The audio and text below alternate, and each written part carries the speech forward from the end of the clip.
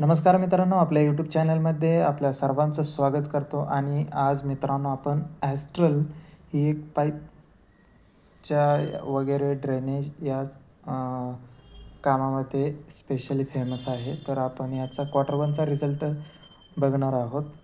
तर ॲस्ट्रलचा Q1चा रिझल्टमध्ये मित्रांनो net profit कंपनीचं 33% खाली पडलेलं आहे, जे की आहे 81 crore despite marginal revenue decline compare to मतलब मीन्स की रेव्हेन्यूमध्ये ना एवढी जास्तीची अशी घट आलेली नाही.